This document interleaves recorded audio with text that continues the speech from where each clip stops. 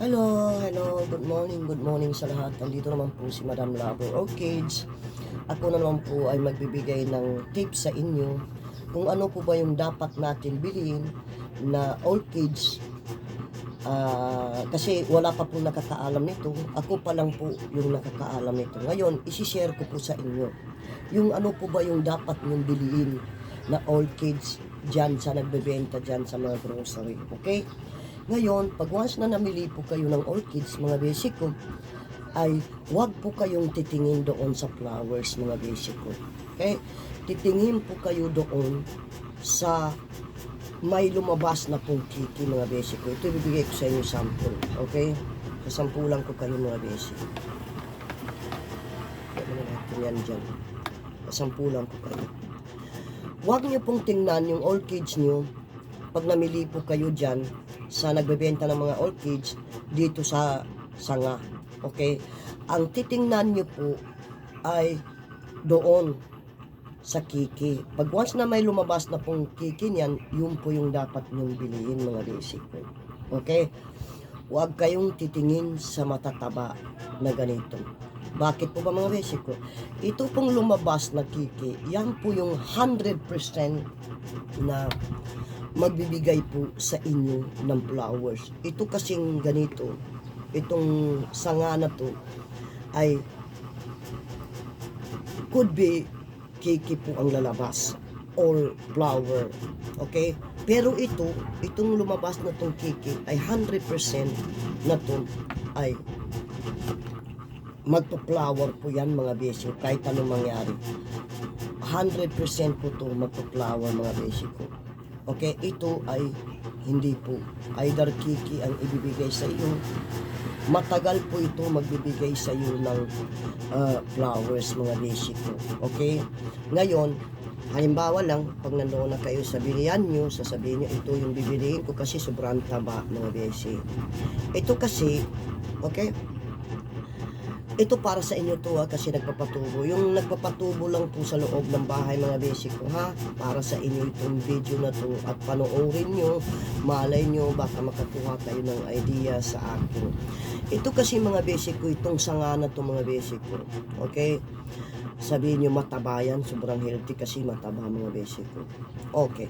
Pagdating po sa bahay nyo yan, pag hindi nyo po matiknik yan, kung paano po diligan to, ay maaari pong liliit pa yan, mga basic ko.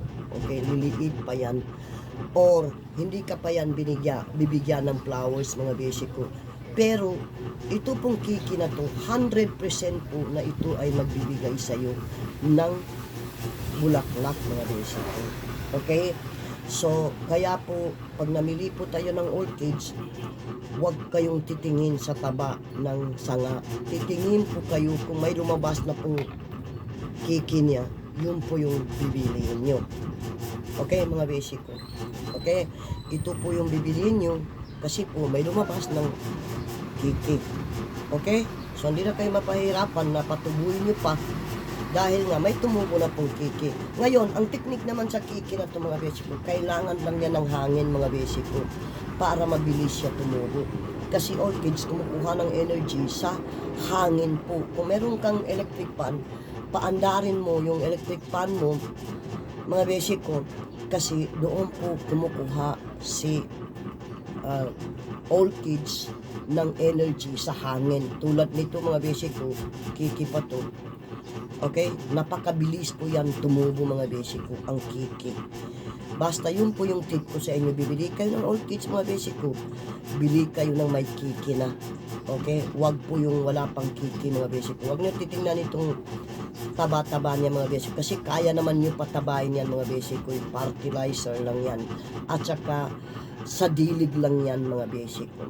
Pag makukuha mo yung dilig niya, mga basic ko, talagang tatabayan. Kaya mo patabain to, mga basic ko. Okay, ngayon, tapos na yan, punta naman tayo dito sa isa. Okay. Ito, mga basic ko, ay ilan po yung lumabas na kiki niya. Okay. Isa, dalawa, tatlo, apat. Apat po yung lumabas na kiki niya, mga basic. Okay.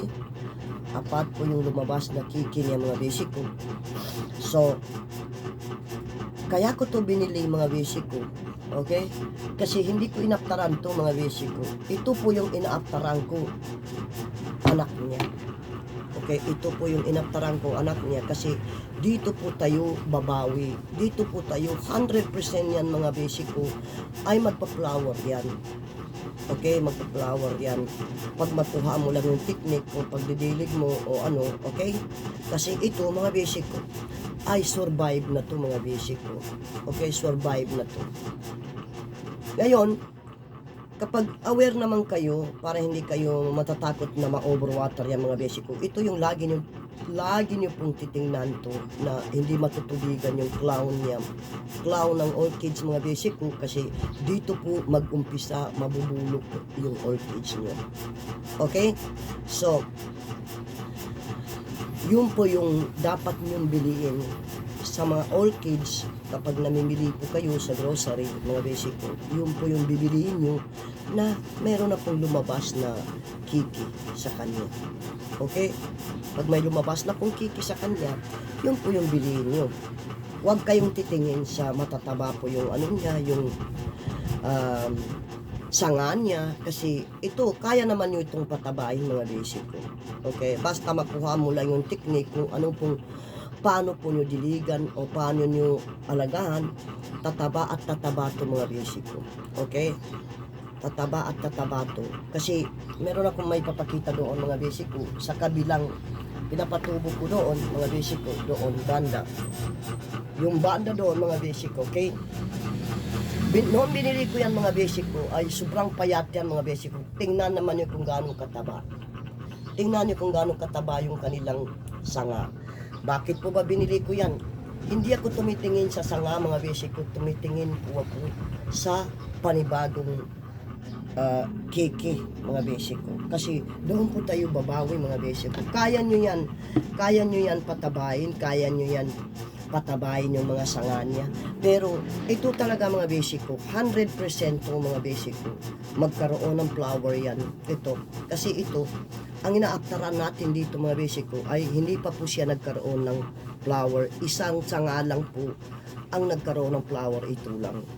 So ngayon, sabihin nyo bakit binili ko to? Kasi binili ko to dahil mga basic ko, dahil nakita ko po na ang dami pong kiki, ang dami pong niyang naging anak at hindi pa po sila nagpa-flowers. Yun po, kaya ko siya binili. Ganoon po yung tip number 1 po mga basic ko. Kung gusto mo pong bumili ng orchids, huwag kang titingin sa flowers. Okay, titingin ka doon sa may bago na pong lumabas na kiki niya. Okay, pag may bago na pong lumabas na kiki niya, yung biliin nyo yung mga basic kasi doon kayo babawi sa kiki. Okay, ngayon, lagi ko naman sinasabi dyan sa ano ko na yan. Okay, dyan ko sinasabi sa video ko na ang orchids talaga kailangan niya na hangin. Okay, mahangin po mga basic ko. Mahangin po at saka maliwanag. Okay, sobrang liwanag mga basic. So tulad ng mga kiki, pag mga kiki pa lang mga basic ko, do not worry. Okay, do not worry. Basta yung worry mo lang pag malagyanan ng tubig yung mga malagyanan ng tubig itong ano niya, itong clown niya, doon po kayo magwawari. Ngayon, ipapakita ko po sa inyo yung linagyan ko po ng Ajinomoto mga basic ko. Kailan ko ba linagyan? Ito mga basic ko. Ito po yung linagyan ko ng Ajinomoto. Okay? Makikita niyo. Ito kasi dati, ito tumubo na mga basic. Okay, tumubo na itong mga basic ko. Pero bakit pa po namatay? Dahil nga nalagyan na ng tubig yung clown niya. Kaya po pinutol ko dahil nabulok po mga basic ko. Pero pag nakikita niyo mga basic ko, may tumubo po dito. May tumubo na dito sa loob. Yan. May tumubo na pong panibagong baby na naman. Okay? May kiki na naman na tumubo dito. Dito. Kasi ito, hindi ko naman siya tinanggal kasi sobrang ano pa, matigas pa po itong ano niya. Kaya pinabayaan ko na lang mga basic ko kasi nga po, mayroon pong doon tumubo. Pero noong binili ko itong mga basic ko, meron na tong kiki mga basic ko. Okay? Pero nalagyan na ng tubig yung clown niya. Tulad ng sinabi ko, nalagyan na ng tubig yung clown niya. Kaya doon po nabulok yung aking orchids mga basic ko. Okay? So, huwag kayong titingin mga basic ko sa etong sanga na sasabihin nyo sobrang taba yan, ano yan, pagdating sa bahay nyo mga basic ko, liliit yan. Okay, liliit pa yan mga basic kasi ito kaya naman nyo itong patabahin mga basic ko. Okay, kaya nyo itong patabahin pag talagang makuha nyo yung technique ng pag-alaga. Okay mga basic, kaya nyo yung patabahin mga basic ko. Okay? So, ngayon, ito ay mataba, di ba? Sobrang taba. Pero, doon ako umano kay dito ako umano kay Kiki. Dito ako babawi kay Kiki mga basic. Okay? So, ayan. Tulad ng sinabi ko, lagi nyo check upin. Ayan, matubig pa po. Okay? Ganyan. Para malaman nyo. Okay? So, ngayon mga basic ko, ito na. Hindi na natin abutin. Yung Friday, ito na mga basic ko. Experiment na natin to mga basic ko. Okay? Pero before that, mga basic ko, okay? Pag once na nagbibigay kayo ng fertilizer, mga basic ko, ay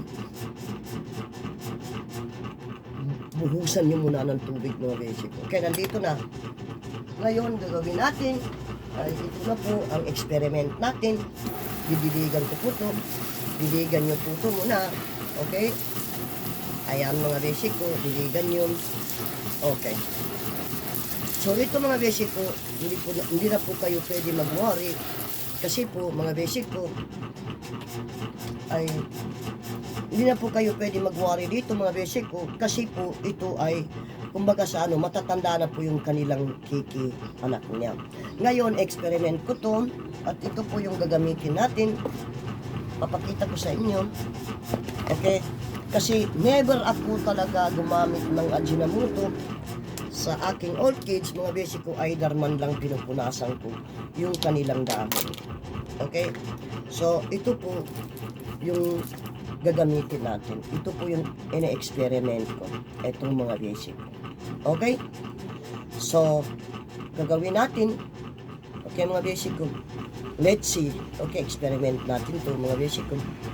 Ng ito. Okay? Ito po. So, ang gagawin ko, mga basic ko, ay ito, ilalagay ko po dito. Okay? Hindi na kailangan pang ito mga basic ko. Ito na. Ayan. Okay? And experiment natin yan. And then, ibababad ko po dyan muna. Ito po. Okay? Ngayon, ang gagawin ko po, pagkatapos niyan, ay, meron na kasi akong ditong tinunaw na Ajinomoto mga basic. Okay? So, wait lang. Patayin ko muna ito. Hindi nyo kasi narinig. Okay? So, yan. Experiment natin yan. At kukuha pa ako ng dito.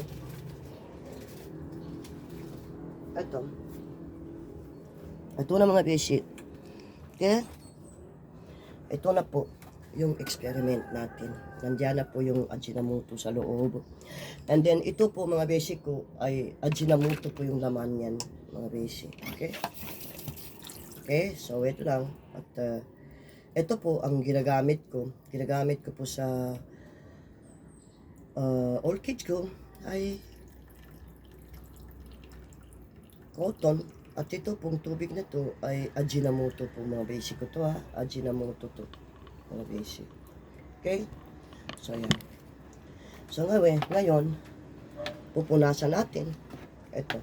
Malamig kasi yung Ajinomoto mga besi. Ito po yung ginagamit ko. Okay? Ito po yung ginagamit ko. Sa totoo lang, ginagamit ko po sa Ajinomoto ay para po sa mga lips. Ngayon lang po tayo nag-experiment nito. Mga basic ko. Dahil wag na natin hintayin pa yung Friday. Medyo matagal pa yun. Okay? So, ito po mga basic ko. Ito, pupunasan mo na lang mga basic ko. Yan. Okay? So, yan po ang ine-experiment natin. Okay po basic ko. Huwag kayo matatakot. Dahil ito ay talagang matanda na. Kumbaga sa tao. Pwede na siya pangasawain. Pangasawain mo na siya kasi matanda na eh. So hindi kayo matatakot kasi ano na, matanda na po siya. So ito po ay Ajinomoto yan mga basic ko. Okay? So ayan. Okay? Ito po. So yan po yung in-experiment natin ng Ajinomoto mga basic. Okay? So ayan. So pisili na lang nyo mga basic. Kasi malamig yung Ajinomoto mga basic. Ayan. Ayan. Nakikita nyo? Oh. Yan. Ito po yung experiment natin. Okay?